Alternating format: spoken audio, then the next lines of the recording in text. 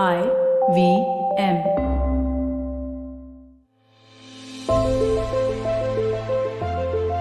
Folks, welcome and thank you for joining us on the Ideas Project, a limited series by Smallcase. I'm your host Anupam Gupta, and today we are joined by Madhusudanan R. Madhu is the founder of M2P Fintech. Madhu has been in banking for many years now and is at the forefront of this current wave of the fintech boom in India, making him the perfect person to talk about the oncoming disruption in the banking sector. What can we expect? What's causing this disruption? What could be the turning point for it all? Stay tuned after the break to find out. Inflation, fiscal deficit, GDP, MSP, NPA, equity market वगैरह वगैरह। दोस्तों, हमने सारे शब्द TV या अखबार में जरूर देखे होंगे या फिर सुने होंगे, पर हम में से कितने लोग हैं जो ये जानते हैं कि इन सब का सीधा प्रभाव पड़ता है हमारी सैलरी पर, हमारे इंक्रीमेंट पर और कमबख्त हमारे खर्चों पर। दोस्तों, मेरा नाम है अभिनव त्रिवेदी और मैं बात कर रहा हूँ इक्का दुक्का इकोनॉमी पॉडकास्ट से, जहाँ पे इस तरह के इकोनॉमिक और फाइनेंशियल टर्म्स को मैं जोड़ूंगा सीधा आपकी जेब से। हर मंगलवार एक नया एपिसोड सुने IVM पॉडकास्ट की वेबसाइट, ऐप या फिर किसी भी अन्य पॉडकास्ट प्लेटफॉर्म पर। And welcome back. Hey Madhu, thanks for doing this. Welcome to the show. Hi Anupam, great to be here. Looking forward to a conversation. Let's get started, Madhu. I mean, what's been happening? What do you think is or has been the most disruptive thing in fintech right now? Something, that you feel is going to change the sector as a whole going forward? I think, if I just have to talk specifically on India, we define what India fintech is going through as, we seeing the second order effects of what fintech can do, right? And the reason why it's important is because in most other markets, including the West, they have foundational challenges which fintechs are addressing. So in the US, if you send money, it doesn't reach for 2 days, right? Like, when was the last time you experienced that in India, right? So the foundational challenges are still very heavy duty in the US and most parts of Western markets. Therefore, fintechs are solving for that. And the value extraction story is very different because they are really going after the bank. But in India, if you look at, you don't really worry about most of the aspects that affect you as a regular bank customer is actually solved for, right? Like payments, you can't make it any efficient than what UPI is doing, right? There's no arbitrage on time, money, or speed. So therefore, innovators and founders who are working on fintech ideas, we really have to solve for what more I can do, which naturally means that you and I as customers are going to get better products, better experiences, or maybe more cost-effective product, right? And that's where the excitement is, because technology is this great leveler. If you just take from another industry, you would have noticed just with the just concluded IPL, everybody, right? You and me were watching IPL when you're taking a Uber. When the driver has parked his car, he's also watching the same game, right? Therefore, it kind of accelerates adoption of tech-enabled products, and that's what technology does. And moment you have innovators coming in and doing that, inclusion is going to happen significantly. That's the excitement as far as I'm concerned. Yeah. If you look at the past, if you look at how disruption has already affected banks, and if that gives you any hint of what lies in the future, let's talk about the past, for example. How has disruption really affected the banks in India till date? Yeah, I think so. The nature of these partnerships are also evolving, right? I think it's more to do with the maturity and just kind of clinging on to the earlier point. 10 years ago, if you actually looked at fintech, and some of those businesses have just gone public, right? Like someone like a Paisa Bazaar, I'm just using as an example. They were a distribution partnership. They were probably the first fintech, right? It had taken them 10 years to mature and go public as a company. But today, those partnerships have evolved where from a distribution, you're actually started doing more and more of core, banking functions, right? There could be somebody providing a data product, which will help the bank underwrite the customer better, or risk products where, somebody who's defaulting in multiple banks on the fly, can you get to know so that you're able to underwrite that better? So there is more and more adoption of tech that's happening, which naturally means that the products are getting better at bank. And it is unlike in other parts of the world, it is actually co-opt and co-live and coexist than compete. That's the way India is actually evolving, and it's starting a new path. Actually, the world will adopt the India model, in sometime in the future. Yeah. When I look at banks, what does this entire process of unbundling look like? And are the incumbents also following the same strategy? Yeah, I mean, so I think the incumbents in some way will be forced to, adopt some of this, right? And there are two or three external factors that can drive it, right? Like we had one event in, demonetization where the government started mandating that, you need to onboard so many merchants. So there are macro factors that drive some of this adoption where even if you're old school private or a public sector bank, you're forced into adopting some of this. It comes as top down, or there is customer adoption that is driving it, right? Like exactly the same UPI example. A few years ago, we always had challenges. We didn't really worry whether you had an account with State Bank of India or an ICICI Bank or any other bank. If you're on Google Pay, you can link up your account and use it. So all banks had to move to a certain common sort of standard, right? So there is some bit of market pressure that is playing out. You may say that some banks could say, I don't want to participate in a particular business, but you have to ring fence and protect. I mean, everyone has that mandate to ring fence and protect their business. So therefore, that is where I think, the envelope is getting pushed in terms of saying, can we keep raising the bar or what that minimum should be so that, everybody kind of benefits from that. This digital expansion versus branch coverage, so the advantages of going digital versus increasing the branch coverage, what do you think are the considerations that need to be taken into account? I think this whole, in my mind, it's overdone, in terms of saying, you don't wake up thinking every day, acha, main aaj ek account khul deta hu, right? Like that's not how consumers think about it, right? And if things are going well, you don't really want to upset the apple cart, right? Because there are so many other things tied in. You might have a standing instruction, you might have a home loan running on it. So nobody is thinking about saying, how do I change this radically, right? But at the same time, if you have to keep pace with how, things are evolving, how many of the new customers are coming into the bandwagon, right? So going back to the same example, that Uber driver 3 years ago may not have had a bank account, right? Because Uber settlements had to go into a bank account, he adopted, a bank account. Now, RBI recently came out with a guideline that said banks can open digital banking units as a separate, business unit within the bank. So you have retail bank, you have a corporate bank. Every bank that's the structure. Now we are also going to have something called as a digital banking unit, right? Whether that comes out as a separate business unit, some of the private banks have already done this, right? Like a Kotak has a separate charter on 811, right? Separate team, separate product. Bunch of banks have done that, right? Now there is a regulatory framework to say, if you have to drive this, how do I drive this? Then it boils down to, are there new people coming into the sort of ecosystem who could be serviced differently from how it was done earlier? So how do you move away and carry a lot of the people digitally so that you're able to serve more customers at the same sort of cost? And a lot of the branch expansion did not happen because once you become below a certain economic strata, the cost of operating a branch never sort of added up. Right? So it was always a balancing act that banks used to do, where every branch I need to have X number of customers at Y balance sheet for it to be profitable. So when you do that digitally, that cost equation kind of goes out of the window, and you are able to service more customers. And that's the excitement around digital bank itself. And do you think that there'll come a time where a fintech can actually become a full-blown bank?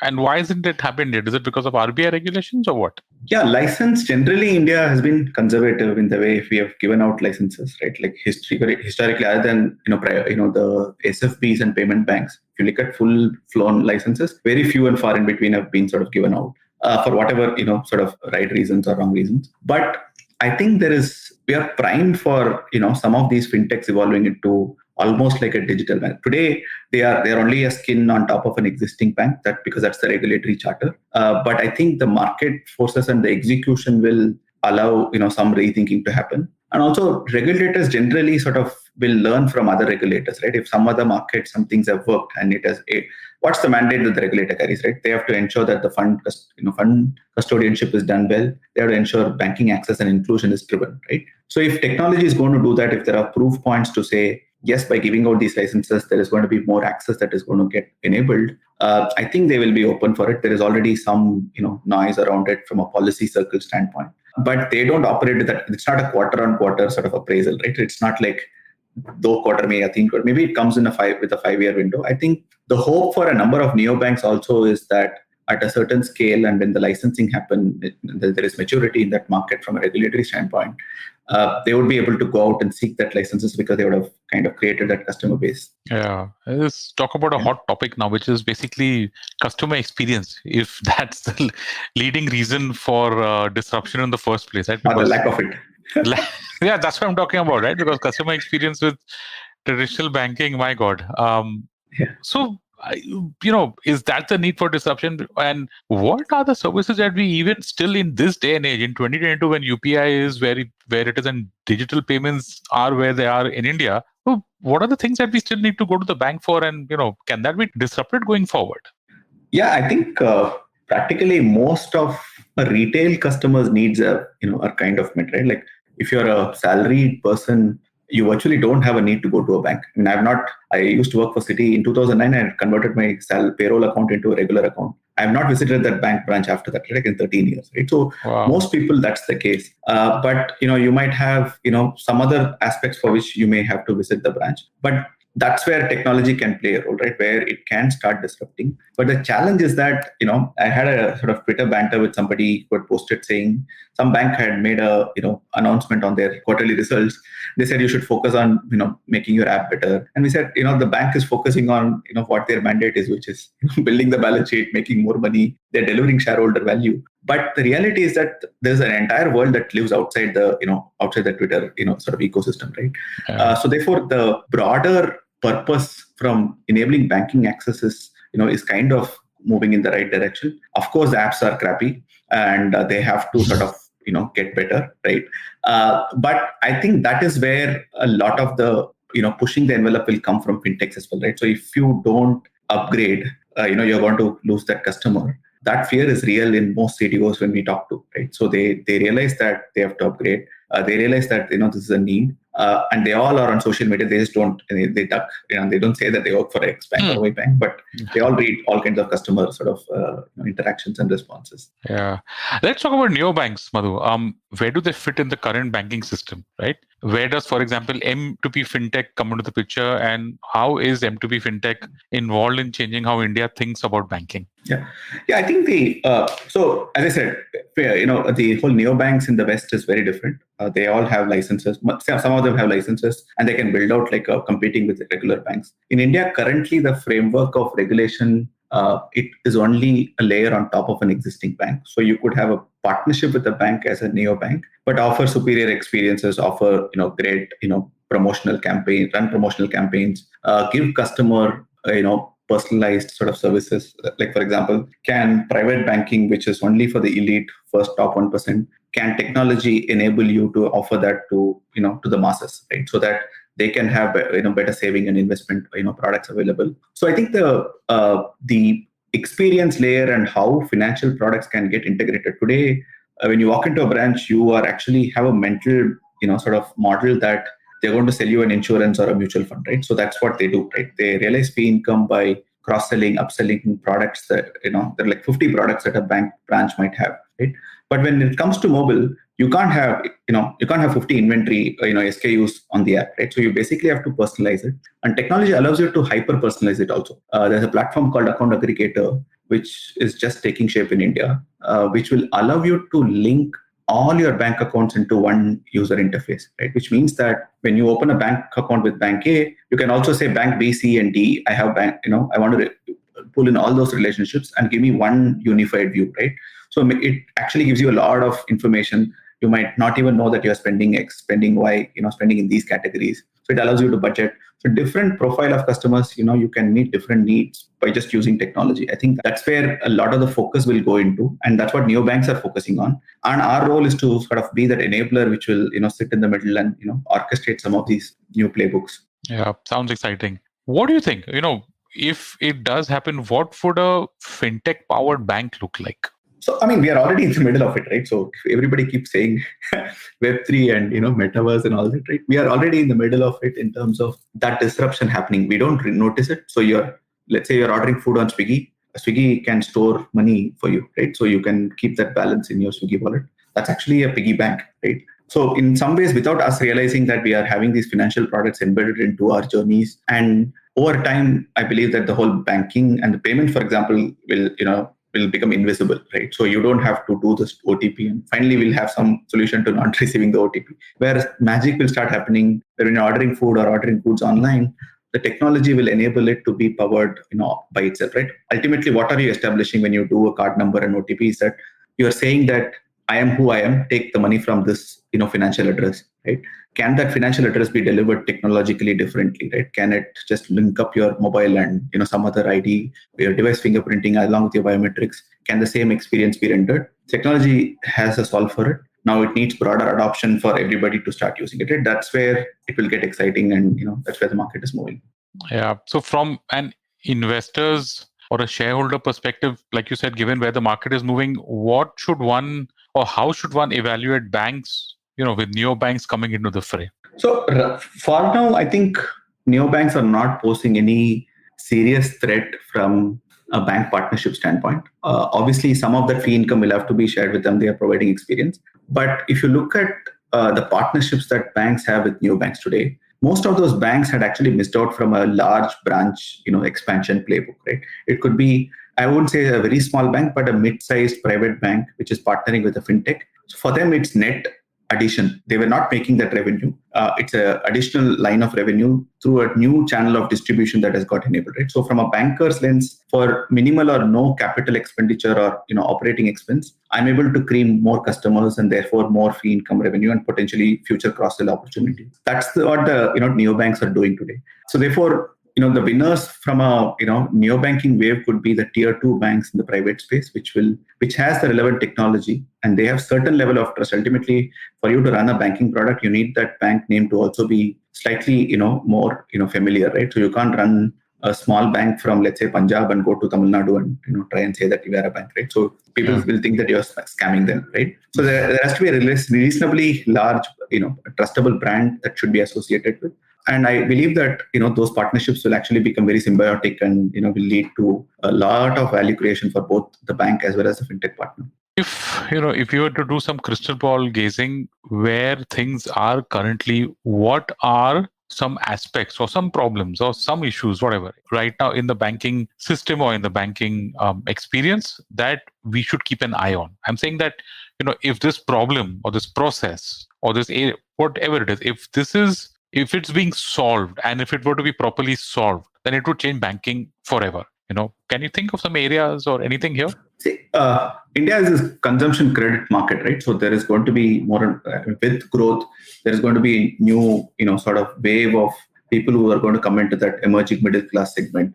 You're going to have more consumption spends that are going to happen, which naturally points to more credit, the need for more credit at that point of sale, right? So we are very, very poor, coverage or with respect to credit cards, for example, right? Or for that matter, generally unsecured lending businesses, we are really poor, right? Like just to give you a comparison, US is like $7 or $8 trillion in, payment volume on cards alone, right?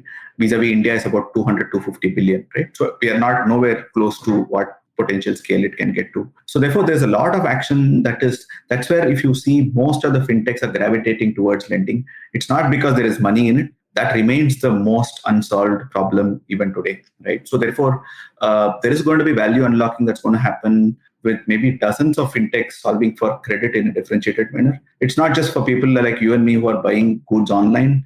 It is that supplier of that product, right? So how SMEs are getting financed, how a fleet operator is getting financed, right? So in across all of these levels, if you sort of start peeling the onion, you will find that fintechs are trying to disrupt how, but disruption does not necessarily mean somebody's lunch is taken away. It's actually market making as well, right? So therefore, you might have a new segment getting created on credit, which was completely non-existent, and suddenly somebody is trying to sort of capture and manage that opportunity. I think that's where the India sort of story will sort of lie as far as fintech is concerned. Yeah. So you spoke about credit, you spoke about loans, you spoke about especially consumer credit. There are enough trends that point towards almost every company or every startup becoming a FinServe company offering FinServe. What do you think about that? I mean, see, the thing is, there are two kind of ways to look at it, right? One is whenever you do financial services, there is an inherent trust that gets built in. So the brand affinity actually sort of grows, right? People will start trusting that more brand. When you give somebody, when you're trusting somebody with your money, likely that you're trusting that person or the brand even more than any, a brand that is not doing it. So that's one aspect. So the reason why airlines do co-brand is that it drives loyalty, right? So without you realizing, you're actually, buying into a ticket for your free holiday, right? So that's the premise with which why airlines do co-brand, right? Co-branded credit cards. So that trust is an important element as far as companies are concerned. And once you extend that, the economic model in a lot of these products are fairly well oiled, right? Like if you're lending, you can have 200 basis points, of return on the asset. So from a use case standpoint, if somebody is growing, for them to raise capital, they can say that this as a line of business is going to grow. I need so much capital to do it. And it's a flywheel, right? So once I start lending, a customer will come back for 5 other things, 6 other things. So the flywheel and the glue to keep that customer going is where the financial services products actually, stand to gain, right? And that will continue to sort of happen. Therefore, more and more companies are coming in and sort of doing financial services. Yeah, and last and final question, Madhu. Which banks and NBFCs do you admire? Do you think are actually best placed or well positioned to tackle the growing digital playground? Yeah, that's kind of we work with most of the banks, so I don't want to, get into a trap on this. But generally speaking, I think we have, to where I started, right? I think as a market, we are, fairly well ahead in terms of how tech ready we are. I mean, to the extent that many of the banks are only 15 years old, right? Like the last set of licenses that came out for a Kotak or IS Bank was like 2002, 2003. They're relatively new. So from how the Western models are, which is like 50, 60-year-old banks and 100-year-old banks and all that, right? So tech, we are reasonably sort of new. So therefore, I would not, there is still a lot of room to be covered with respect to experiences, the apps getting better and things like that. But most of the tier 1 banks are, right up there in terms of what product offering that they make, right? And you'll be surprised the amount of effort that the next tier of banks are putting in to actually do that catch up, right? What happens is that, there are some of these banks could be regionally strong. So therefore, they're trying to sort of differentiate themselves by saying, can we become this local, think of it like IPL, right? So can we have a local, bank, IPL kind of team is where, I think a lot of action is. Fundamentally, we are a business that, hopes and, prays that banks remain as inefficient as they are so that we have a business to run. But, I can say that difference is like vastly different from what it was, 4 or 5 years ago with respect to their readiness, their promptness to actually adopt technology and so on and so forth. Yeah. So if you believe in the future of private banking or of the banking space, do check out the Banking Tracker and Banking Privately Smallcases, which are portfolios of banking, private bank and NBFC stocks that you can track and invest in with your favorite brokerage account. Links in the episode description and in the show notes. And that's a wrap on this episode of the Ideas Project. Folks, hope you enjoyed this chat with Madhu and hope you get a better understanding of the banking sector as well as where the fintech bank relationship is headed. Madhu, thank you so much. Really, thank you so much for sharing your insight with our listeners. That's a wrap. Thank you. Thanks, Anupam. If you like this episode, do consider subscribing to the podcast and leaving us a review on Apple Podcasts and Google Podcasts. This podcast is powered by Smallcase. We will come back with more insightful conversations to help you achieve a well-rounded investment portfolio. Until then, bye-bye and see you for a brand new episode of the Ideas Project.